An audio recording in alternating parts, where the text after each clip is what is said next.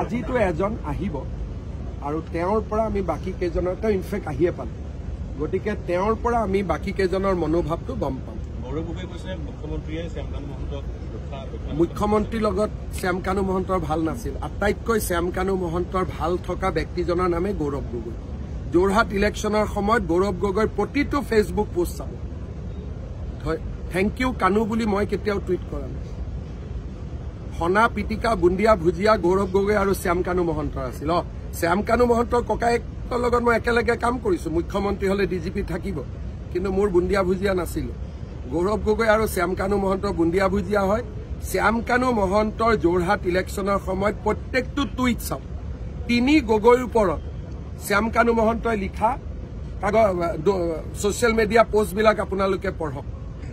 গতিকে তেওঁৰ লগত যাৰ ভাল দুদিন পিছত ক'ব মোৰ ল'ৰা ছোৱালীৰ লগত হিমন্ত বিশ্ব শৰ্মাৰহে ভাল তেওঁলোক কেনেকে ব্ৰিটিছ হল মইতো গম নাপাওঁ হিমন্ত দাহে কৰি দিছে দুদিন পিছত তেনেকুৱা হ'বগৈ এইটোতো পুৰা ৰাজনীতিয়ে কৰি আছে না জুবিনৰ অনুৰাগীবিলাক খুব সন্তুষ্ট যে অসম চৰকাৰে এটাৰ পিছত এটাকৈ গ্ৰেপ্তাৰ কৰিছে তদন্ত কৰিছে আৰু জুবিনৰ অনুৰাগীসকলে ভাবিবই পৰা নাছিল যে অসম চৰকাৰে ইমান ক্ষিপ্ৰতাৰে কাম কৰিব প্ৰত্যেকজন জুবিনৰ অনুৰাগী মোৰ মোবাইলত মেছেজ দি ভৰ্তি হৈ আছে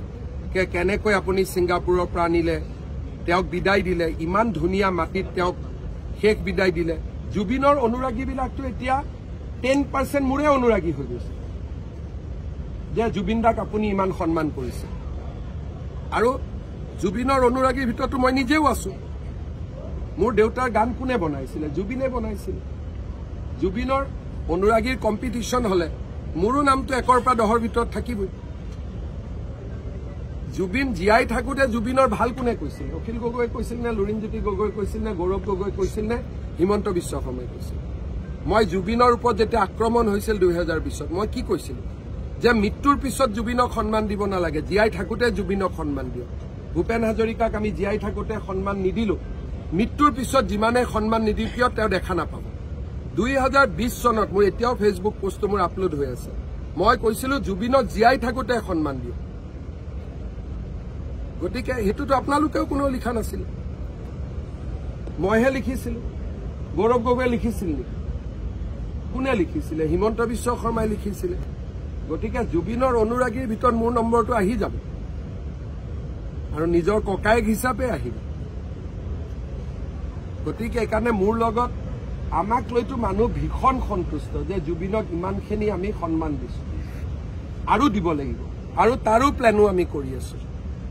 আগতো আমাৰ বহুত পৰিকল্পনা আছে আৰু জুবিনৰ দোষীসকলক যে এনেকে আনিম আজিতো ছিংগাপুৰৰ পৰা এজন হলেওতো ধৰি আনিলো কেতিয়াবা অসম পুলিচে আগত পাৰিছিল নেকি গতিকে এই কথাটোলৈ যিমানে ৰাজনীতি কৰিব মইতো ৰাজনীতি কৰাটো নিবিচাৰো কিন্তু ৰাজনীতি কৰিলে লাভটো মোৰ হ'ব সেইকাৰণে ৰাজনীতি কৰক নকৰক